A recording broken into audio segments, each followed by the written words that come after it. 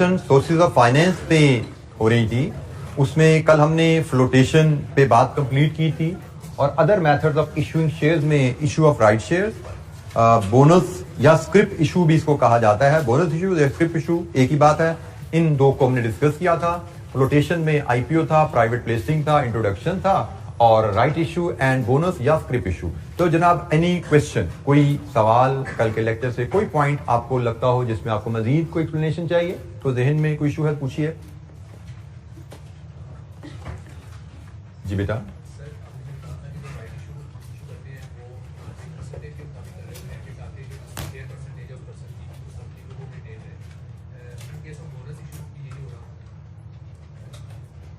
जी, right share issue में भी आप शेयर इशू करते हैं in the ratio of existing shares, और बोनस शेयर इशू में भी आप शेयर इशू करते हैं in the ratio of existing shares. जैसे मैंने आपको यहाँ पे कोई एग्जांपल में लिखा भी था, जैसे ये भी 145 है, हर जिस बंदे के पास 5 शेयर है, 5 शेयर के बदले 1 शेयर मिलने वाला है। और बोनस शेयर में भी लगभग ऐसी ही बात की जाती है, जैसे ये बात लिखी हुई है 142 है या 144 है, एक ही रेशियो होगी, सब एग्जिस्टिंग शेयर होल्डर्स को उसी रेशियो में शेयर ऑफर किए जाते हैं। जी, any other question? Right share issue में तो आप शेयर होल्डर से पैसा मांग रहे हो, ठीक है। बोनस शेयर इशू में से तो आप पैसा मांग ही नहीं, शेयर होल्डर का पैसा आपके पास पड़ा हुआ है, उसमें से शेयर इशू कर रहे हो। तो शेयर होल्डर का पैसा जो आपके पास पड़ा हुआ है वो एग्जिस्टिंग रेशियो में ही पड़ा हुआ है। मेरे 10% शेयर है, तो टोटल पैसे जो आपके पास पड़े हुए उसमें 10% मेरे पैसे हैं, तो मुझे 10% शेयर आने चाहिए उसके हिसाब से, ठीक है। तो रेशियो, उसी रेशियो में जो एग्जिस्टिंग शेयर की रेशियो होती है, उसी रेशियो में bonus share, right share offer किए जाते हैं। अच्छा जी, अब हम थोड़ा डेट फाइनेंस की तरफ चलते हैं और उसमें लॉन्ग टर्म डेट पे जरा बात करेंगे। कंपनी ने लॉन्ग टर्म फाइनेंस रेज करना है और फैसला किया गया लॉन्ग टर्म फाइनेंस हम डेट से रेज करेंगे। लॉन्ग टर्म फाइनेंस डेट से रेज करने की कंपनी के पास दो ऑप्शंस हैं। कंपनी चाहे तो लोन बैंक से ले ले, चाहे तो लोन पब्लिक से ले ले, बैंक से या पब्लिक से। पब्लिक से लोन लेने के लिए जो डॉक्यूमेंट यूज की जाती है उसको डिबेंचर कहा जाता है ग्लोबली, और पाकिस्तान में उसको नॉर्मली टर्म फाइनेंस सर्टिफिकेट या एब्रीविएट टीएफसी से किया जाता है। जैसे पब्लिक से आपने इक्विटी रेज करनी है, तो पब्लिक को कौन सा इंस्ट्रूमेंट इशू करोगे आप? शेयर। पब्लिक से इक्विटी रेज करनी है, आप पब्लिक को शेयर इशू करते हो। पब्लिक से डेट रेज करना है, आप पब्लिक को टीएफसी इशू करते हो, टर्म फाइनेंस सर्टिफिकेट इशू करते हो। अदरवाइज बैंक से भी लोन लिया जा सकता है, दोनों ऑप्शन है। पहले हम बैंक लोन की ऑप्शन को ब्रीफली डिस्कस कर लें, क्योंकि जो पब्लिक लोन की ऑप्शन है उस पर हमारी डिस्कशन काफी लेंथी चलेगी। तो जनाब, bank are willing to provide you medium और लॉन्ग टर्म लोन, कस्टमर के लिए आपको देने पे तैयार है। कस्टमर जो कंपनीज हैं, they can borrow fixed amount and with interest उसको पे करते हैं। कैपिटल नॉर्मली मेच्योरिटी पे किया जाता है। यूजुअली एक असाइनमेंट, एक इंस्टॉलमेंट हो सकती है या पीरियोडिक इंस्टॉलमेंट भी हो सकती है। मेच्योरिटी पे इकट्ठा पे हो जाए या किस्तों में पे हो जाए, दोनों ऑप्शन अवेलेबल होती हैं।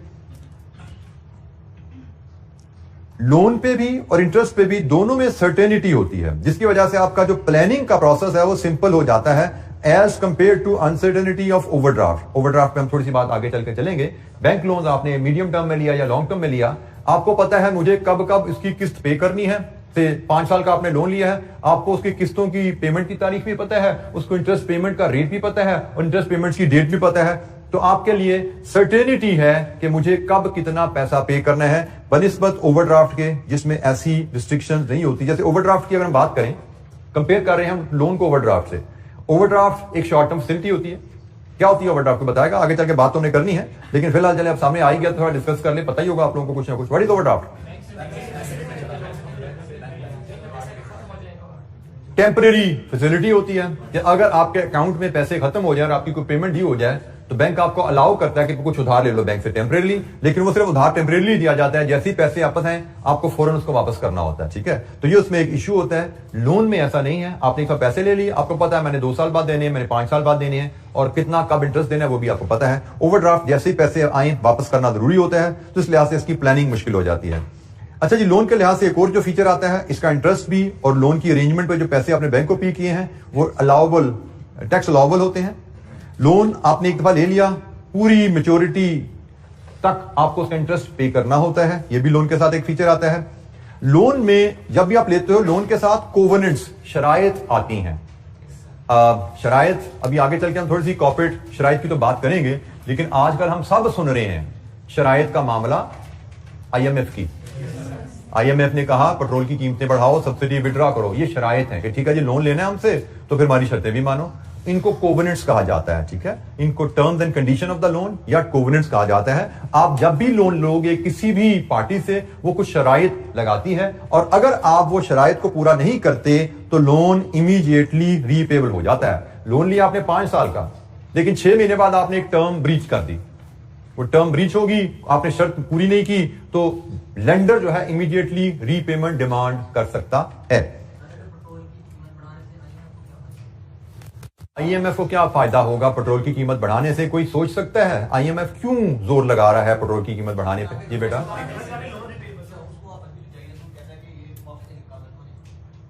लेंडर जब पैसा देता है तो सबसे अहम चीज उसके लिए होती है, लेंडर सिर्फ लोन उसी को देगा जो उसको लोन की वापसी के लिए अपनी इनकम के जराए बता पाएगा।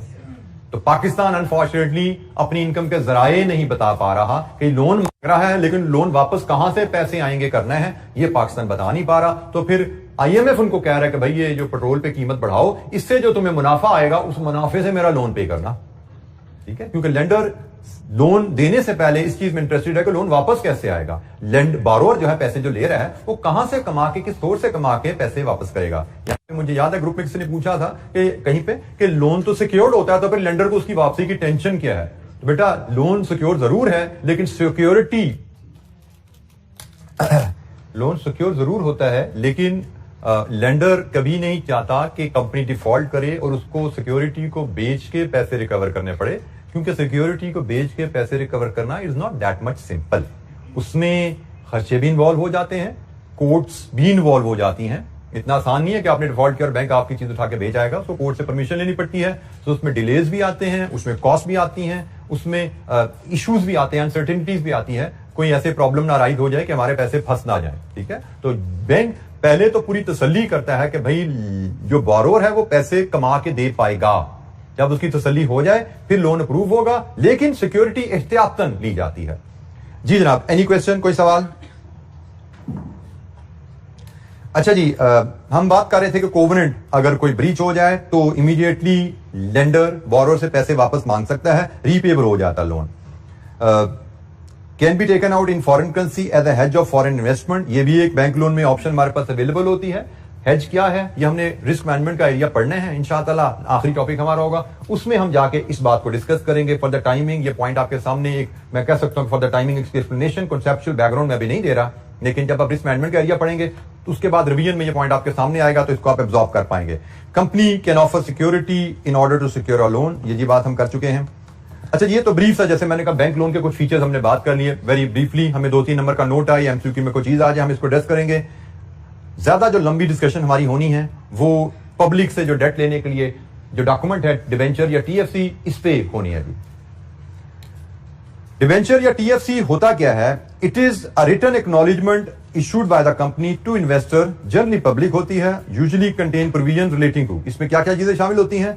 डेट कितना लिया है कंपनी ने आपसे, उसकी रीपेमेंट डेट क्या है और रीपेमेंट का पैटर्न, किस्तें क्या होनी है, और इंटरेस्ट पेमेंट और उसका पैटर्न क्या होने वाला है, ठीक है। ये कुछ ब्रीफ इंफॉर्मेशन आपके जो आपको टीएफसी सर्टिफिकेट दिया जाता है, जो डिबेंचर सर्टिफिकेट दिया जाता है, उस पर ये ब्रीफ इंफॉर्मेशन होती है। डिबेंचर्स के लिए commonly interchangeably loan notes, loan stock और कॉर्पोरेट बॉन्ड की टर्म भी यूज की जाती है इंटरनेशनली। पाकिस्तान में तो उसको टीएफसी कहा जाता है, इंटरनेशनली उसको डिबेंचर भी कहा जाता है। Internationally loan notes, loan stock, corporate bonds, ये भी डिबेंचर्स के ही अल्टरनेटिव टर्म्स हैं। डिबेंचर से रिलेटेड कुछ टर्मिनोलॉजीज। डिबेंचर्स भी just like shares can be listed and traded in stock exchanges और दे मे बी अनलिस्टेड। हाँ, ये ख्याल कीजिएगा, सिर्फ लिस्टेड कंपनी ही अपने डिबेंचर्स को लिस्ट करवा सकती हैं। अगर कंपनी ही अनलिस्टेड है तो उसके डिबेंचर भी लिस्ट नहीं हो सकते। हाँ, लिस्टेड कंपनी चाहे तो अपने डिबेंचर को अनलिस्टेड रखे, चाहे तो लिस्ट करवा ले। डिबेंचर को लिस्ट करवाने से कंपनी को क्या फायदा होगा? मार्केटेबल हो जाते हैं, प्राइमरी बेनिफिट। कोई भी इंस्ट्रूमेंट जब स्टॉक एक्सचेंज में लिस्ट हो जाता है, वो शेयर्स हैं या वो डिबेंचर हैं, वो मार्केटेबल हो जाते हैं। मार्केटेबिलिटी का फायदा क्या है? इन्वेस्टर जिसने कंपनी को पैसे दे के वो सर्टिफिकेट बाय किया है, जब भी उसको पैसे की जरूरत पड़ेगी वो मार्केट में अपना सर्टिफिकेट बेच सकता है। सो जब इन्वेस्टर को पता हो कि कंपनी को जो मैं पैसा दे रहा हूं, मैं जब भी चाहूंगा मार्केट से वो पैसा वापस ले सकता हूं, तो investors are more inclined towards making such investment. मतलब दो कंपनीज ने डिबेंचर ऑफर किए, एक कंपनी के डिबेंचर लिस्टेड है, एक कंपनी के अनलिस्टेड है। अनलिस्टेड डिबेंचर में मैं पैसा डालूंगा, मुझे पता है कि मैंने आज कंपनी को जो पैसा दिया ये मैच्योरिटी पे ही वापस आना है मेरे पास। 5 साल का लोन है, 5 साल बाद ही वापस आएगा, उससे पहले पैसा मेरे पास नहीं आ सकता वापस, क्योंकि मेरा इंस्ट्रूमेंट अनलिस्टेड है, मैं बेच भी नहीं सकता उसको। लेकिन यही लोन मैंने लिस्टेड कंपनी को दिया है, मुझे पता है कंपनी ने तो 5 साल बाद वापस करना है, लेकिन मुझे कभी पैसे की जरूरत पड़ी तो मैं आपको बेच दूंगा इंस्ट्रूमेंट मार्केट में जाके। आपको जरूरत पड़ी आप किसी दूसरे को बेच दोगे, तीसरे को बेच दोगे, कंपनी से पैसा 5 साल बाद ही निकलना है। लेकिन इन्वेस्टर का पैसा ब्लॉक नहीं है, वो जब भी चाहे मार्केट में इंस्ट्रूमेंट बेच सकता है। सो लिस्टेड इंस्ट्रूमेंट ज्यादा अट्रैक्टिव होते हैं। लिस्टेड इंस्ट्रूमेंट के अगेंस्ट पैसा रेज करना, पब्लिक से पैसा निकलवाना आसान है, अनलिस्टेड इंस्ट्रूमेंट के अगेंस्ट पैसा निकलवाना मुश्किल होता है। तो डिबेंचर्स लिस्टेड कंपनी चाहे तो लिस्ट भी करवा सकती है। डिबेंचर सिक्योर्ड भी हो सकते हैं और अनसिक्योर्ड भी हो सकते हैं।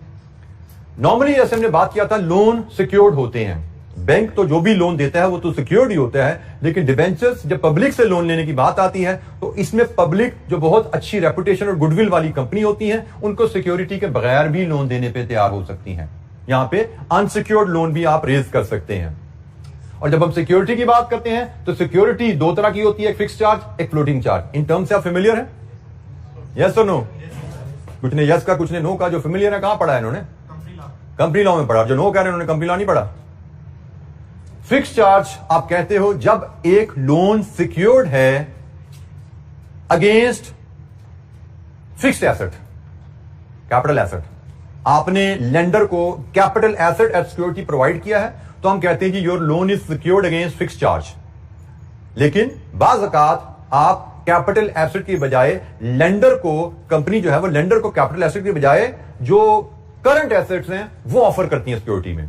जैसे कंपनी में सजेस्ट कि जी आप हमें लोन दे लीजिए, अगर हमसे कोई डिफॉल्ट हो तो हमारा सारा स्टॉक आप ले लीजिएगा, करंट एसेट। ये जो हमारा गोदाम में स्टॉक पड़ा है ये सारा आपका, या हमने जो डेटर से पैसा रिकवर करना है वो आप रिकवर कर लीजिएगा। इसको हम कहते हैं जी फ्लोटिंग चार्ज। करंट एसेट के अगेंस्ट सिक्योरिटी आपने लोन लिया है तो उसको हम फ्लोटिंग चार्ज सिक्योरिटी कहते हैं। कैपिटल एसेट के अगेंस्ट आपने अगर सिक्योरिटी देकर लोन लिया है तो इसको फिक्स चार्ज सिक्योरिटी कहा जाता है। फ्लोटिंग चार्ज इसलिए कहा जाता है करंट एसेट की सिक्योरिटी को कि करंट एसेट की वैल्यू फ्लोट करती रहती है। फिक्स्ड एसेट है ना, बिल्डिंग है, प्लांट है, लैंड है, फिक्स पड़ा हुआ एसेट, ठीक है जी। बिल्डिंग वहीं की वहीं खड़ी है, प्लांट भी आपके इस्तेमाल में है, लैंड भी वहीं की वहीं खड़ी है। अगर आपने फिक्स्ड एसेट दिया है एज अ सिक्योरिटी तो वैल्यू और एसेट लॉक है वो। लेकिन अगर आपने stock as a security offer किया है बैंक को, या debtors as a security offer किया है बैंक को, तो स्टॉक भी कभी रॉ मटेरियल, कभी वर्क इन प्रोसेस, कभी फिनिश गुड, फिर नया रॉ मटेरियल आ गया, उसकी वैल्यू ऊपर नीचे होती जा रही है। डेटर्स को कभी सेल हो रही है, कभी पैसा आ रहा है, डेटर्स की वैल्यू भी ऊपर नीचे होती रहती है। ऐसा नहीं होता कि स्टॉक आपने बैंक लेंडर को ऑफर किया उसके बाद बिजनेस रोक दिया आपने। बिजनेस आपका चलता जा रहा है, स्टॉक आपका गोदाम के अंदर पड़ा हुआ है, उस पर लेंडर अगर चाहे तो आपके डिफॉल्ट की केस में वो कब्जा करके, मतलब अपना वो चौकीदार उन्होंने ऑलरेडी बिठाया होता है इस केस में, लेकिन अगर आप डिफॉल्ट करो तो उसको कॉन्फिडेंशियल कर लेंगे। लेकिन जब तक आपने डिफॉल्ट नहीं किया उसमें स्टॉक रखना नया और पुराना उठाना दिस इज अलाउड। कि नया आ रहा है, पुराना जा रहा है, तो वैल्यू फ्लोट कर रही है, स्टॉक फ्लोट कर रहा है। मशीन में ऐसा नहीं होता, बिल्डिंग में ऐसी नहीं होती, वो खड़ी है बिल्डिंग वहीं की वहीं खड़ी है, वो लॉक है, उसको फिक्स चार्ज कहा जाएगा। और फ्लोटिंग चार्ज हम इसलिए कहते हैं कि उनकी वैल्यू फ्लोट करती है। डिबेंचर्स रिडीमेबल भी हो सकते हैं, रीपेबल मतलब उनकी मैच्योरिटी डेज हो सकती है, और इरिडीमेबल भी हो सकते हैं मतलब परमानेंट डिबेंचर। क्या पैसे दे दो कंपनी को, कंपनी कहेगी जी मैं आपको टिल फॉरएवर परपेचुटी सिर्फ इंटरेस्ट पे करूंगी, लोन की वापसी नहीं है। हाँ, कंपनी लिक्विडेट होगी फिर उस केस में वापसी होगी लोन की, उससे पहले लोन की वापसी नहीं है। तो दोनों तरह के डिबेंचर, दोनों तरह के लोन लिए जा सकते हैं। डिबेंचर की जो पाकिस्तान में फेस वैल्यू है 5000 पर इंस्ट्रूमेंट है। जैसे पाकिस्तान में शेयर की फेस वैल्यू क्या है? 10 रुपीज। इंटरनेशनली इट इज $1 या £1 या €1। इसी तरह पाकिस्तान में जो डिबेंचर की फेस वैल्यू है एक सर्टिफिकेट की वो 5000 होती है। इंटरनेशनली इट इज $100, £100 या €100। तो ये नॉमिनल वैल्यू कहलाती है जिनकी। डिबेंचर से रिलेटेड एक और टर्म होती है जी coupon interest rate. Coupon interest rate से मुराद के डिबेंचर पे किस रेट से इंटरेस्ट पे किया जाएगा। से 10% कूपन इंटरेस्ट रेट अगर आपको डिबेंचर पे दिया गया है और नॉमिनल वैल्यू आपकी 5000 रुपए है, इसका मतलब क्या है कि 10% इंटू 5000 आपकी annual interest payment 500 rupees per annum. Coupon rate ये भी डिबेंचर पे लिखा होता है और नॉमिनल वैल्यू या फेस वैल्यू ऑफ इंस्ट्रूमेंट ये भी डिबेंचर पे प्रिंटेड होती है। कूपन रेट को नॉमिनल वैल्यू से मल्टीप्लाई करें तो आपको एनुअल इंटरेस्ट पेमेंट मिलती है। तो ये जनाब हमारी इंटरेस्ट कूपन इंटरेस्ट रेट और नॉमिनल वैल्यू की कहानी है। अच्छा जी, अब ये छोटी सी कैलकुलेशन का कॉन्सेप्ट जो हमारे सिलेबस में इन्वॉल्व है, अब हम उसकी तरफ मूव करने जा रहे हैं। Market value of the debenture. Every debenture instrument which is listed in stock exchange will have a market value as well. Nominal value जो फेस वैल्यू है, जिसपे जो प्रिंटेड है आपके डिबेंचर के ऊपर, जैसे मैंने कहा पाकिस्तान में नॉमिनेटेड 5000। डिबेंचर एक दफा जब इशू हो जाता है और वो लिस्टेड डिबेंचर है, देन मैंने एक डिबेंचर खरीदा, उसके बाद ऑनवर्ड मैं बेचना चाहता हूं आपको, तो फिर मार्केट में जाया जाता है, मार्केट में देखा जाता है प्राइस क्या चल रही है। डिबेंचर एक दफा जब इशू हो जाता है तो फिर उसकी मार्केट प्राइस में be different from its nominal value. ठीक है जी, तो नॉर्मली इशू किया जाएगा नॉमिनल वैल्यू पे या पार वैल्यू पे, और इसका कूपन रेट फिक्स किया जाता है at the time of issue according to prevailing interest rate. There are many other factors as well, उस पर फिलहाल हम बात नहीं करेंगे, वो सीट पे जाकर उस पर डिटेल में डिस्कशन होगी। लेकिन आप सबको पता है कि इंटरेस्ट रेट इकोनॉमी में कभी भी कांस्टेंट नहीं रहते, बदलते रहते हैं। तो कंपनी जब भी डिबेंचर इशू करती है, मतलब जब भी पब्लिक से लोन लेने जाती है, वो देखती है आजकल मार्केट में स्टेट बैंक ने रेट्स क्या रखे हुए हैं। उन रेट्स के हिसाब से कंपनी अपने डिबेंचर का इंटरेस्ट रेट डिटरमिन करके पब्लिक को ऑफर करती है। जी मैं फॉर एग्जांपल ये डिबेंचर कंपनी ने इशू किए, लेट्स अज्यूम हम कहते हैं जी ये डिबेंचर जिनकी हम बात कर रहे हैं, दीज वर इशूड इन 2015। ये 2015 में इशू किए गए थे और उस वक्त इनका रेट 10% रखा गया था। तो भाई बात बड़ी सीधी सी है, 2015 में इशू किए गए थे, रेट 10% रखा गया था, तो 10% उसका रेट इसलिए रखा गया था कि उसको स्टेट बैंक के रेट्स का लेवल ही ये होगा। लेकिन ये रेट कांस्टेंट तो नहीं रह रहे थे। क्या जरूरी है कि कंपनी 2022 में भी डिबेंचर इशू करने जाए उसका रेट भी 10% हो? बिल्कुल जरूरी नहीं है। 2015 से लेकर 2022 तक तो इंटरेस्ट रेट कहां के कहां चले गए हैं। हो सकता है आज कंपनी डिबेंचर इशू करना चाहे तो उसको 18% पे इशू करना पड़े, क्योंकि इंटरेस्ट रेट बदल चुके हैं। अच्छा जी, कंपनी नॉर्मली डिबेंचर इशू करती है नॉमिनल वैल्यू पे, और उसका जो कूपन रेट रखा जाता है उस वक्त के प्रिवेलिंग इंटरेस्ट रेट को देख के रखा जाता है। एक दफा जब डिबेंचर इशू हो जाता है तो डिबेंचर की वैल्यू लेटर ऑन बदल सकती है। और वो कब बदलेगी डिबेंचर की वैल्यू? एक दफा इशू होने के बाद डिबेंचर की वैल्यू बदलेगी कब? जैसे ही मार्केट में इंटरेस्ट रेट बदलते हैं। जैसे ही मार्केट में इंटरेस्ट रेट बदलते हैं डिबेंचर की वैल्यू बदल जाती है। जैसे मैं दोबारा यहां से बात शुरू करूं, 2015 में मैंने ये डिबेंचर खरीदा 5000 का, मैच्योरिटी इसकी से 10 साल है, 2025 में से रिडीम होना है। मैंने 2015 में ये डिबेंचर खरीदा 5000 का, जिसपे कूपन रेट ठप्पा लगा हुआ 10% का। मतलब क्या है कि मुझे सालाना इस पे 500 का इंटरेस्ट आना है। डिबेंचर इशू हो गया 2015 में, उसके बाद मार्केट में इंटरेस्ट रेट बदलते रहते हैं। लेट्स अज्यूम 2016 आया, 2016 में स्टेट बैंक ने 2% से इंटरेस्ट रेट बढ़ा दिए। अब 2016 में अगर कोई डिबेंचर कोई कंपनी डिबेंचर इशू करना चाहेगी तो वो अपना रेट क्या ऑफर करेगी डिबेंचर पे? 12%, क्योंकि 2015 में 10% ऑफर हुआ था, 2016 तक आते आते स्टेट बैंक ने 2% रेट बढ़ा दिए हैं। तो अब 2016 में किसी कंपनी ने डिबेंचर इशू करने हैं, मैं कहता हूं इसी कंपनी ने डिबेंचर इशू करने हैं, तो अब ये 2016 में डिबेंचर इशू करेगी, वो 12% पे होगा। अब जनाब ये कंपनी 2016 में इसको फिर लोन की जरूरत पड़ी, इसने 2016 में अपने डिबेंचर ऑफर पे लगा दिए कि जी मुझे 5000 पर डिबेंचर लोन दें और 12% इंटरेस्ट लीजिए। अब आप सोच रहे हो कि अभी मैं इस कंपनी का ये डिबेंचर 12% का लेता हूं। इन द मीनवाइल मैंने कहा जनाब मेरा भी डिबेंचर है, खरीद लो, मुझसे खरीद लो आप। मार्केट लिस्टेड था, मैं मार्केट में गया अपना डिबेंचर बेचने। अब आपके पास दो ऑप्शन है, एक मुझसे डिबेंचर लो, एक कंपनी से नया डिबेंचर लो। मुझसे डिबेंचर लोगे 5000, उसके ऊपर ठप्पा लगा हुआ है, कूपन रेट क्या है 10%, सालाना इंटरेस्ट 500। कंपनी से डिबेंचर लेते हो 5000 का ठप्पा लगा हुआ है, कूपन रेट क्या 12%, सालाना इंटरेस्ट 600। तो क्या इन दोनों में से कौन सा डिबेंचर आपके लिए सूटेबल है? जिसपे सालाना 600 इंटरेस्ट आ रहा है। अब मेरा डिबेंचर इसका मतलब 5000 में कोई नहीं खरीदेगा। मेरा डिबेंचर बिक सकता है, हर चीज बिक जाती मार्केट में अगर उसकी कीमत एडजस्ट कर दें। अब मेरा डिबेंचर 5000 में नहीं खरीद रहा, क्योंकि 5000 में डिबेंचर वो अच्छा लगता है जो 600 रुपए सालाना इंटरेस्ट दे रहा है। मेरा डिबेंचर तो 500 सालाना इंटरेस्ट देता है, इसका मतलब मेरा डिबेंचर बिकेगा लेकिन 5000 से कम बिकेगा। तो ये जनाब हम यहां पे एक असूल सीख रहे हैं कि एक बार जब डिबेंचर इश्यू हो जाता है, उसके बाद मार्केट में जब इंटरेस्ट रेट बदल जाते हैं तो उस डिबेंचर की मार्केट वैल्यू विल चेंज। जैसे हमने यहां पे बात सीखी कि अगर मार्केट में इंटरेस्ट रेट अगर बढ़ेंगे तो मार्केट वैल्यू ऑफ डिबेंचर गिर जाएगी, एंड वाइस वर्सा। अगर मार्केट में इंटरेस्ट रेट गिर जाएंगे तो मार्केट वैल्यू ऑफ डिबेंचर बढ़ जाती है। ये जी बेसिक असूल है, और इस असूल को लेके हमें एक छोटी सी कैलकुलेशन भी यहां पे सिखाई गई है कि एक डिबेंचर जब इशू हो जाता है तो इशू होने के बाद मार्केट में इंटरेस्ट रेट बदलने से उसकी मार्केट वैल्यू कैसे कैलकुलेट की जा सकती है। जैसे मैंने भी आपसे डिस्कशन में बात की कि डिबेंचर जब इशू हुआ उसका 10% इंटरेस्ट रेट था, साल बाद जब उसका रेट 12% रह गया तो उसकी वैल्यू कम होगी। कम होके कहां आएगी? How to measure that. हम ये छोटा सा असूल हमें सीखना है, how to determine market value of a debenture. ये जी हमारे स्कोप में ये कैलकुलेशन है। इस पे हमें क्वेश्चन भी शायद मॉडल पेपर में और रिसेंट अटेम्प्ट में नजर आए हैं। Determining market value of a debenture, ये इस चैप्टर की आई थिंक वाहिद मैथमेटिक्स है इस चैप्टर में जो हमें सीखनी है। अच्छा जी, बेसिक असूल है डिबेंचर की मार्केट वैल्यू डिटरमिन करने के लिए, and that principle is PV of future cash flows associated with debenture. Debenture के एसोसिएटेड फ्यूचर कैश फ्लोज लो, उनकी पीवी कैलकुलेट करो using relevant prevailing interest rate as discount factor. Future cash PV ले लो, किस रेट पे? Prevailing interest rate पे। और ये फ्यूचर कैश फ्लोज कौन से होते हैं? अगर आपके पास इरिडीमेबल डिबेंचर है तो फ्यूचर कैश फ्लो में सिर्फ इंटरेस्ट इनकम है इन परपेचुअली, और अगर आपके पास रिडीमेबल डिबेंचर है तो इंटरेस्ट इनकम है और फिर फाइनली रिडम्पशन ऑफ प्रिंसिपल है, रीपेमेंट ऑफ प्रिंसिपल है। तो आपने किसी भी डिबेंचर को वैल्यू करना है। आप देखो कि भाई ये डिबेंचर अगर मेरे पास है तो मुझे इस डिबेंचर से फ्यूचर में कब कब कितना कितना पैसा आएगा। कैश फ्लो फ्यूचर सर्टेन करो। इरिडीमेबल डिबेंचर में सिर्फ इंटरेस्ट आता है, हमने अभी बताया वो रीपे नहीं होता। सालाना इंटरेस्ट आएगा परपेचुटी, तो सालाना इंटरेस्ट को प्रिवेलिंग इंटरेस्ट रेट पे, एक था इंटरेस्ट रेट जिसपे बॉन्ड इशू किया गया, ये है बॉन्ड जिसपे डिबेंचर जिसपे इशू किया गया।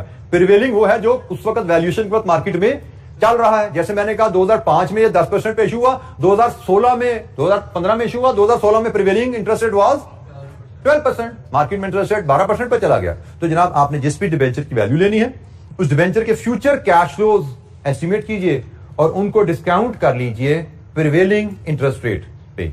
तो ये जो प्रेजेंट वैल्यू आपको मिलती है ये आपकी मार्केट वैल्यू ऑफ डिबेंचर होती है। अच्छा जी, हमारे पास पेज 89 नोट्स पे कुछ एग्जांपल एंड एक्टिविटीज हैं, हम उनकी मदद से उनको देखते हैं। और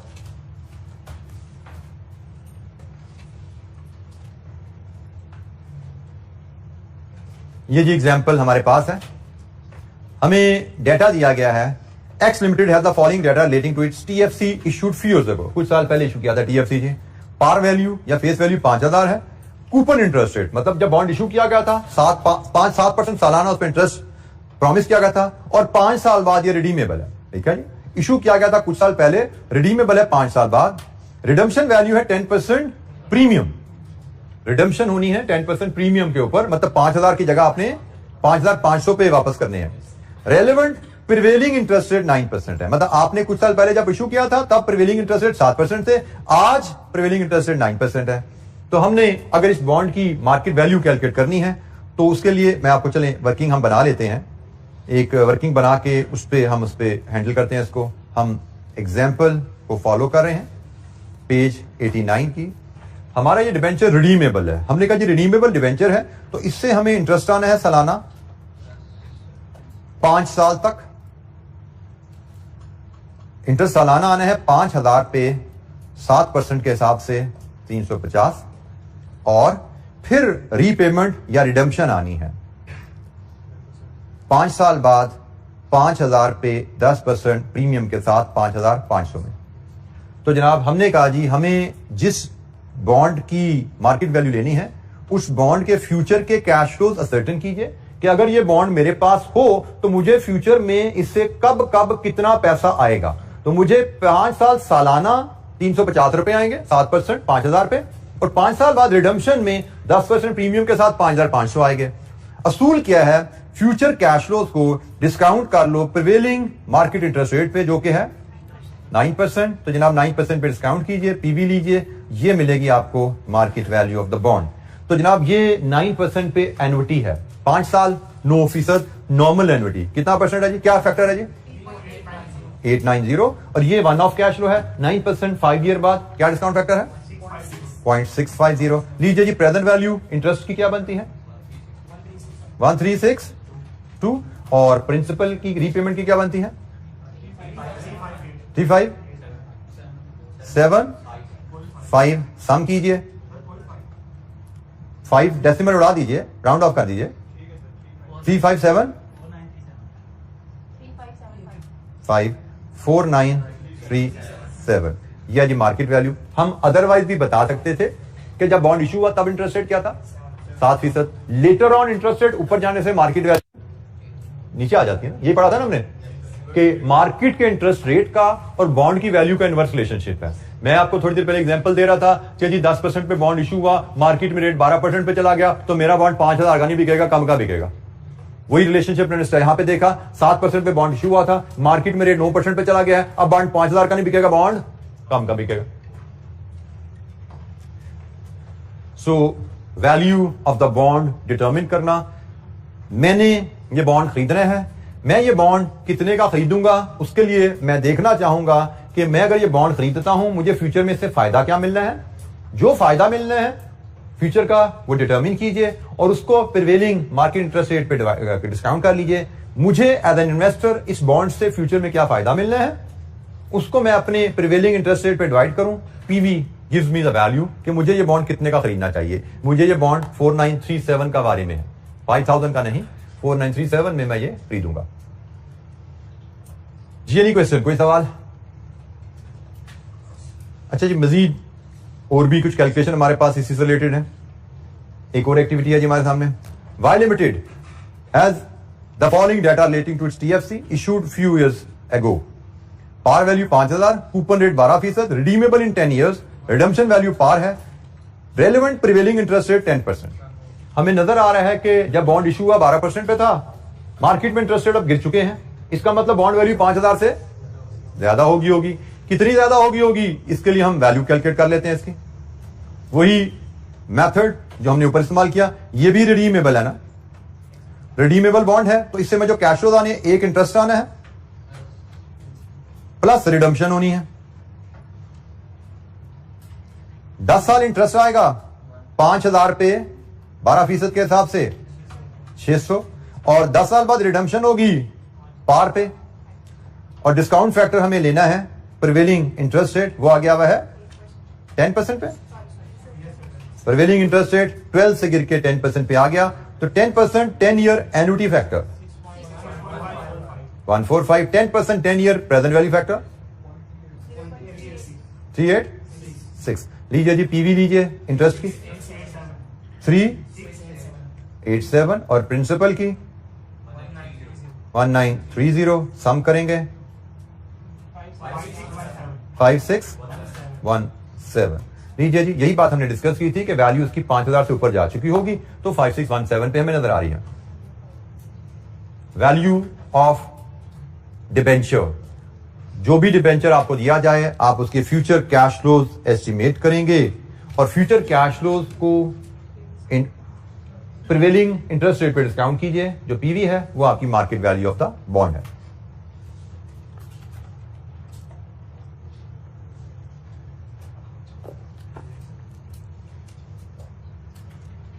एक और एक्टिविटी हमारे पास है। Z limited has the following data relating to its irredeemable debenture, मतलब रीपेबल नहीं है। TFC issued few years ago, par value 5000, coupon interest rate 10%, relevant prevailing interest rate 8%।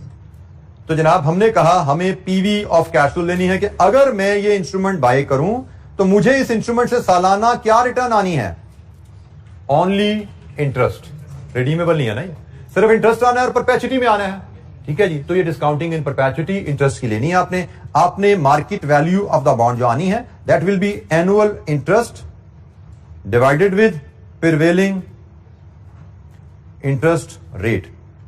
तो एनुअल इंटरेस्ट हमारा 5000, किस रेट पे ये इशू हुआ है 10% पे, और प्रिवेलिंग इंटरेस्ट क्या चल रहा है 8% पे। लीजिए जी 500 ओवर 8% या 0.08, व्हाट इज द वैल्यू 6250, ये है जी बॉन्ड की वैल्यू।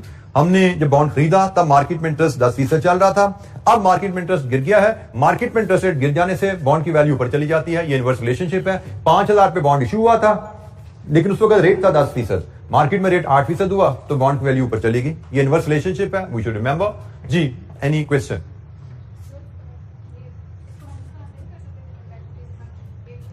जी बेटा मैंने परपेचुटी के तरीके से किया है, annual cash flow over discount rate, ये परपेचुटी डिस्काउंटिंग इन परपेचुटी ही किया है। आप क्या कहना चाह रही हैं, उसके अलावा भी कोई परपेचुटी का तरीका होता है? जी 500 is your annual interest payment for ever, every year for ever. उसका तरीका कार क्या है? Annual cash flow over discount rate. यही डिस्काउंटिंग इन परपेचुटी सीखी हुई हमने। आपको कुछ और याद पड़ रहा है, भूल नहीं लगता है, परपेचुटी में लगता है। ओ काका क्या करते हो, ये लो जी 1/, आप करना। अब खुश हो, ठीक हो गया जी? एनी क्वेश्चन, कोई सवाल?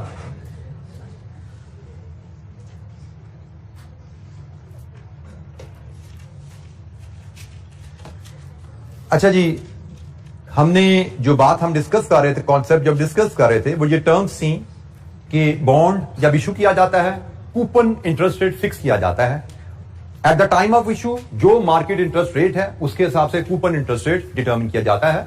कूपन इंटरेस्ट रेट से मुराद क्या है? नॉमिनल वैल्यू को कूपन इंटरेस्ट रेट पे मल्टीप्लाई करके एनुअल इंटरेस्ट पेमेंट निकाली जाती है।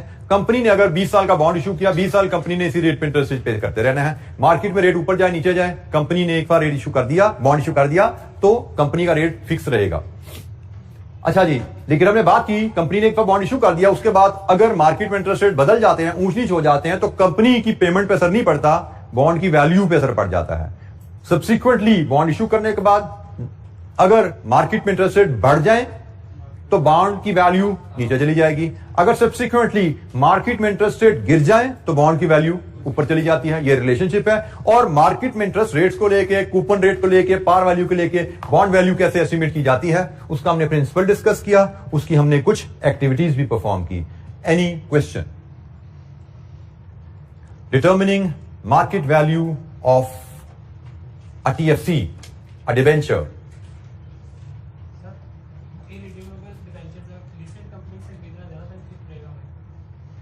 बेनिफिट हमें इररिडीमेबल डिवेंचर किससे खरीदने में रहेगा? बेटा इसमें असूल ये होता है, देयर नंबर ऑफ फैक्टर्स कि आपने पैसा कहां पे इन्वेस्ट करना है। मैं अगेन इसमें बात करूंगा, डिटेल डिस्कशन तो हमारी फिर CFAP में चली जाती है, लेकिन इसमें आपका रिस्क एटीट्यूड मैटर करता है। आप रिस्क लेना चाहते हो या नहीं लेना चाहते। हमें पता है अनलिस्टेड कंपनी के मुकाबले में लिस्टेड कंपनी में इन्वेस्टमेंट थोड़ी सिक्योर होती है, ये हमें पता है। उसकी वजह क्या है? लिस्टेड कंपनी में इन्वेस्टमेंट मार्केटेबल होती है। उसकी दूसरी वजह क्या है? लिस्टेड कंपनी की रेगुलेशन डिफरेंट अथॉरिटीज की तरफ से ज्यादा है। तो मैं as an ordinary share holder घर पे बैठा मुतमईन फील करता हूं कि मेरे पैसे जिस कंपनी में लगे हुए हैं उस कंपनी पे डिफरेंट अदारों की नजर है। मैं तो नहीं इसको कंट्रोल कर पा रहा, देख पा रहा, लेकिन गवर्नमेंट के डिफरेंट इदारे, SECP है, स्टॉक एक्सचेंज है, ठीक है, ये कम से कम जरूर उसको क्लोजली मॉनिटर कर रहे हैं कि वो कुछ गड़बड़ तो नहीं कर रहे। जो फैसला करते हैं ठीक करते हैं, कंपनी के मुफाद में कर रहे हैं। तो ये इस वजह से हम इन जनरल लिस्टेड सिक्योरिटी में इन्वेस्टमेंट कम रिस्की समझी जाती है, ठीक है। बाकी there are many other factor जो कंसिडर किए जाते हैं। आपको एक बेसिक रिलेशनशिप ये भी आपको याद रखना है, रिस्क और रिटर्न का रिलेशनशिप होता है। जब लिस्टेड सिक्योरिटी में आप पैसा लगाते हो जो लेस रिस्की हैं, तो you can expect relatively laser return from them. Unlisted security में पैसा लगाओगे जो कि ज्यादा रिस्की होती है, तो ज्यादा रिस्क लोगे तो you can expect higher return. Expectation ये गारंटी तो कोई नहीं है ना भाई, हम तो पैसा लगा रहे हैं। इक्विटी की बात करें तो ऐसा ही है। हाँ, लोन की बात करें तो फर्क फिर इंटरेस्ट रेट में आ जाता है। लिस्टेड कंपनी का इंटरेस्ट रेट जो वो ऑफर करेगी वो कम होगा, अनलिस्टेड कंपनी जो इंटरेस्ट रेट ऑफर करेगी वो ज्यादा होगा। अदरवाइज अनलिस्टेड कंपनी कोई पैसा लगाएगा क्यों, ठीक है। तो ये चीज बैलेंस रखना पड़ता है उनको भी। और अब आगे हमारी चॉइस, हमें क्या बेहतर लगता है, हम ज्यादा रिस्क के साथ ज्यादा रिटर्न के पीछे जाना चाहते हैं या कम रिस्क लेके कम रिटर्न से खुश है, ये तो हर इन्वेस्टर की अपनी चॉइस होगी। अच्छा जी, there are few more terms associated with debentures. अभी मैंने थोड़ी देर पहले बोला था कि कंपनी जब लोन इश्यू कर देती है तो उसका लोन तो लॉक हो गया, लेकिन वो लॉक सिर्फ उस सूरत में होगा जब कंपनी ने fixed interest rate loan issue किया है। जब कंपनी ने फिक्स्ड इंटरेस्ट रेट लोन लिया है, कंपनी के पास फ्लोटिंग इंटरेस्ट रेट लोन की ऑप्शन भी होती है। फ्लोटिंग इंटरेस्ट रेट लोन की ऑप्शन भी होती है। फिक्स्ड इंटरेस्ट रेट जैसे नाम से क्लियर है जी, 10% सालाना फॉर 10 ईयर्स, खत्म होगी बात। 10 साल मार्केट में ऊपर जाए नीचे जाए हमें उससे कोई ताल्लुक नहीं है, हम तो 10% सालाना पे करेंगे। जिसने लोन देना है कंपनी को दे, जिसको नहीं देना ना दे। This is fixed interest rate. Floating interest rate में रेट लॉक नहीं किया जाता, रेट को लिंक किया जाता है किसी बेस के साथ। जैसे पाकिस्तान में जो बेस कॉमन है दैट इज कायबोर, ठीक है जी, कराची इंटरबैंक ऑफर रेट। ये एक बेस रेट है जिससे जो लेंडर है फ्लोटिंग इंटरेस्ट रेट को लिंक करता है। For example KIBOR, Karachi interbank offer rate, ये है क्या? ये रेट यूज किया जाता है कि अगर एक बैंक दूसरे बैंक से उधार ले तो एक बैंक दूसरे बैंक को किस रेट पे पैसा उधार देता है, ये वो रेट है। इसको बेस रेट एक तरह का हम समझते हैं। फॉर एग्जाम्पल, आप अपनी कंपनी के लोन लेने के लिए बैंक के पास गए, बैंक से आपने पूछा जी मुझे आप फिक्स रेट ऑफर करेंगे या फ्लोटिंग ऑफर करेंगे। बैंक वुड से जी मैं आपको फ्लोटिंग रेट पे लोन दूंगा। अच्छा जी, your next question would be कि जी फ्लोटिंग रेट क्या ऑफर कर रहे हैं आप मुझे। बैंक में से कि मैं आपको प्लस 2% ऑफर करूंगा। अच्छा जी, फिर आप नेक्स्ट क्वेश्चन आप पूछो जी अच्छा जी कायबोर चल क्या रहा है आजकल, तो बैंक वुड सजेस्ट कि जी आजकल का कायबोर तो 10% है, तो इसका मतलब आपको 10 जमा 2 12% पे इंटरेस्ट मिलेगा, 12% इंटरेस्ट पे लोन मिलेगा। अब लेकिन जब फ्लोटिंग रेट लोन लेते हो तो कायबोर तो भाई हमेशा लॉक नहीं रहता, ये तो बदलता रहता है, ये तो हर रोज नया निकलता है। रोज अखबार अगर बिजनेस न्यूज़पेपर कोई भी पढ़ोगे ना तो हर रोज कायबोर की फिगर बदली होती है, क्योंकि ये तो बैंकों का आपस में लेन देन होता है और उसके लेन देन पे बैंक आपस में एक बैंक दूसरे को किस रेट पे उधार दे रहा है, अक्सर देते रहते हैं बैंक एक दूसरे को उधार, वो किस रेट पे दे रहे हैं वो रेट रोज बदल जाता है। बट हमारा इंटरेस्ट रेट नहीं बदलता। नॉर्मली जब हम लोन लेने जाते हैं बैंक हमें लिंक तो कायबोर से कर देगा, लेकिन साथ एक रिव्यू का पीरियड डाल देता है कि जी हम इसको एनुअल रिव्यू करेंगे। आप लोन लेने के 5 साल का, तो बैंक में सजेस्ट हम इसको एनुअल रिव्यू क्या करेंगे। मतलब हमने 1 जनवरी 2022 को देखा क्या कायबोर है, कायबोर +2 करके लोन आपको इशू कर दिया। इसके बाद 1 जनवरी 2023 को फिर देखेंगे कायबोर क्या चल रहा है। हो सकता है कायबोर ऊपर चला गया हो सकता है कायबोर नीचे आ गया हो। ये तो चलेगा ना, स्टेट बैंक के ऊपर कंट्रोल में चीजें कंट्रोल करना। स्टेट बैंक इंटरेस्ट रेट बढ़ाएगा तो कायबोर भी ऊपर चला जाएगा, स्टेट बैंक इंटरेस्ट रेट गिराएगा तो कायबोर भी नीचे आ जाएगा। तो this will keep on changing. हमारा रिव्यू हो सकता है एनुअल हो। हमें 1 जनवरी 2022 को लोन दिया गया 10 + 2 12% पे, फिर 1 जनवरी 2023 को देखा जाएगा, हो सकता है कायबोर वहां तक जाते जाते 9% पे आ जाए, तो 9 + 2 हमारा रेट 11% हो जाएगा। फिर 1 जनवरी 2024 को अगेन देखा जाएगा, रेट शायद कायबोर चला गया 12% पे, तो हमारा रेट 12 + 2 14 पे चला जाएगा। This is called floating rate.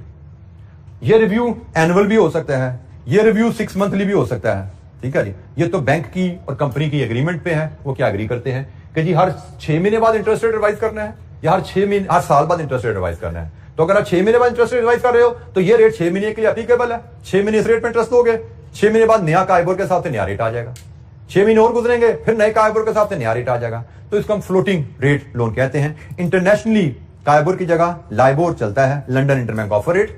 Pakistan में कायबोर प्रिवेल करता है।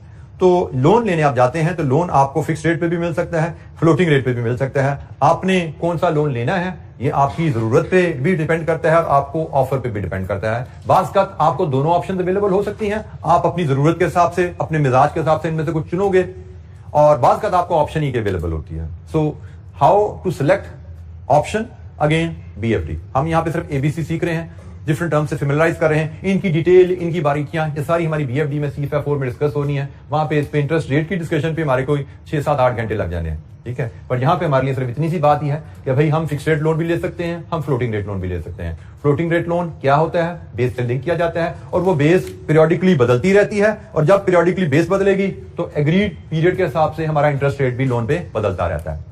क्योंकि इंटरेस्ट रेट फिक्स नहीं है, फ्लोट कर रहा है, कभी नीचे कभी ऊपर, इसलिए इसको फ्लोटिंग इंटरेस्ट रेट लोन कहा जाता है। जी जनाब, एनी क्वेश्चन? जी स्टेट बैंक ऑफ पाकिस्तान जो है वो जब इंटरेस्ट रेट को अपडेट करता है तो उससे इंटरबैंक ऑफर रेट है, ये किस तरह से मतलब वो कैसे उसको देख के? बेटा, स्टेट बैंक इंटरेस्ट रेट का ड्राइवर है पाकिस्तान में। वो through it's monetary policy interest rates को कंट्रोल कर रहा है। स्टेट बैंक किस तरह कंट्रोल कर रहा है? स्टेट बैंक फॉर एग्जांपल उसकी बेस क्या होती है, आपको फॉर योर नॉलेज से, तमाम commercial banks they are required to place certain amount of their funds with the state bank. ये एक लॉ है पाकिस्तान में, वो XYZ% होती है कि किसी भी बैंक के पास पब्लिक के जो डिपॉजिट्स हैं उसका X% पब्लिक ने स्टेट बैंक के पास डिपॉजिट रखवाने हैं, और उस डिपॉजिट पे स्टेट बैंक आपको इंटरेस्ट पे कर रहा है। वो मिनिमम डिपॉजिट होती है। फॉर एग्जांपल आपको क्या जी आपने 30% डिपॉजिट स्टेट बैंक को देना है, दिस इज मिनिमम। अब वो स्टेट बैंक का डिपॉजिट रेट है से 6%। अब स्टेट बैंक उस रेट को बदलता रहता है। मार्केट में इंटरेस्ट रेट बदलने से मुराद क्या है, वो रेट बदलते रहते हैं। स्टेट बैंक उस रेट को बदल सकता है, वो हो सकता है बढ़ा के उसको 7% कर दे। तो जब स्टेट बैंक अपने डिपॉजिट पे इंटरेस्ट रेट बढ़ाएगा, मैं अगर एक आम बैंक हूं, मेरे पास ऑप्शन है, कल ऑप्शन थी स्टेट बैंक को 6% पे दे दूं तो मैंने स्टेट बैंक को 6 पे देने के बजाय आपको 7 पे दे दिया। लेकिन अगर आज स्टेट बैंक ही 7% मुझे ऑफर कर रहा है तो मैं दूसरे बैंक को 7 पे तो नहीं ना दूंगा, मेरा काइबोर इंटरबैंक रेट बढ़ जाएगा। तो स्टेट बैंक के रेट्स बदलने के साथ मार्केट में सारे रेट्स बदल जाते हैं, क्योंकि मार्केट के सारे रेट्स स्टेट बैंक की बेस से लिंक होते हैं। वो काइबोर है या कोई भी वो रेट है, वो स्टेट बैंक की बेस से लिंक है। स्टेट बैंक जब भी अपनी बेस बदलेगा, मार्केट में सारे इंटरेस्ट रेट उस बेस से लिंक होते हैं, वो हिल जाते हैं। ठीक हो गया? तो मार्केट में बेस बदल, स्टेट बैंक का रेट बदलेगा तो मार्केट के बेस जैसे काइबोर है वो बदल जाएगी, कभी ऊपर कभी नीचे। जी एनी क्वेश्चन? स्टेट बैंक से आम बैंक लोन नहीं लेते। स्टेट बैंक से सिर्फ गवर्नमेंट ऑफ पाकिस्तान लोन ले सकती है। स्टेट बैंक को सिर्फ डिपॉजिट रखवाना वो बैंकों की मजबूरी है, वो लॉ है, क्योंकि state bank is there to regulate monetary policy of the country. State bank is there to protect the depositors money through their policies. ठीक है, डिपॉजिटर ने जो बैंक को पैसा दिया है उसको प्रोटेक्ट करना है, इसीलिए उसका X% वो अपने पास रखते हैं कि बैंक सारा पैसा कंपनियों को उधार पे देकर दाव पे न लगा दे, कुछ पैसा प्रोटेक्टेड है। स्टेट बैंक सिर्फ गवर्नमेंट ऑफ पाकिस्तान को लोन देता है, इसके अलावा स्टेट बैंक किसी को लोन नहीं दे रहा। उसका मेन काम मॉनेटरी पॉलिसी को इंप्लीमेंट करना है, इंटरेस्ट रेट्स को, इन्फ्लेशन को कंट्रोल करना है, फॉरेन करेंसी रिजर्व्स को मॉनिटर करना है। जी एनी क्वेश्चन? जब कोई आम पर्सन बैंक से लोन ले रहा होता है तो वो तो इंटरेस्ट बहुत ज्यादा चार्ज कर रहे होते हैं आज कंपेयर टू काइबोर और जो। बेटा मैंने यही तो कहा, काइबोर प्लस किया जाता है। काइबोर इसकी सेंस क्या है, प्लस क्यों किया जा रहा है, इसकी लॉजिक क्या है? बैंक विल से कि भाई मुझे काइबोर, मैंने किसी बैंक से पैसा उधार लेके आपको देना है ना, तो काइबोर 10% तो मैंने बैंक को देना है, आपको देना तो कुछ मैंने भी तो कमाना है ना, मेरी भी तो खर्चे हैं, तो 2% मेरा मार्जिन है। This is the way bank is pitching to you कि जी 10% तो मुझे दूसरे बैंक को पैसे देने हैं जिससे मैं पैसा ले रहा हूं, 2% इसके ऊपर मैं कमाना चाहता हूं, तो 10+2 मैं आपको 12% उधार दूंगा। आपको कैसे पता? आपको कैसे पता? बैंक अपना स्प्रेड कमा रहा होता है, 2 नहीं होगा वो 2.25 होगा, जो भी है वो स्प्रेड ही कमा रहे होते, कमा नहीं रहे होते। स्प्रेड में से उन्होंने खर्चे भी तो करने हैं, उनके किराए, सैलरीज, बिजली के बिल सारे इसमें से निकलने हैं। 10% तो उसने सीधा दूसरे बैंक को दे देने, आपसे जो 12 लिया 10 तो उसने दूसरे बैंक को दे दिया, क्योंकि बैंक ने भी कहीं से पैसा उठाया हुआ है ना, बैंक ने किसी से पैसा लेके आपको उधार दिया है, तो आपसे उस पर इंटरेस्ट लेगा। बैंक अपना सिर्फ मार्जिन रख के बाकी पैसा पास ऑन कर देता है। ठीक है, बैंक उस मार्जिन से ही उसने अपने खर्चे पूरे करने हैं, उस मार्जिन से ही उसने अपने सारे जो प्रॉफिट्स उनको मेंटेन करना है। जी बेटा, आपकी जो स्टेट बैंक के पास आप जो पैसा रखवाते हैं कमर्शियल बैंक, वो बैंकों का पैसा है। अगर डिपॉजिटर पैसा बैंक से निकाल लेगा, बैंक के पास डिपॉजिट कम हो गए तो बैंक स्टेट बैंक से पैसा भी उसी रेशो से निकालेगा, क्योंकि रिक्वायरमेंट क्या है कि बैंक को जो पब्लिक का पैसा उसके पास पड़ा है उसका X% स्टेट बैंक के पास रखना है। पब्लिक बैंक से पैसा निकालेगी तो बैंक भी स्टेट बैंक से पैसा निकाल सकता है। अच्छा जी, आज के लिए इतना ही, बाकी इंशाअल्लाह नेक्स्ट वीक हम इस डिस्कशन को कैरी करेंगे टुवर्ड्स द फाइनेंस पे। थैंक यू, अस्सलाम वालेकुम।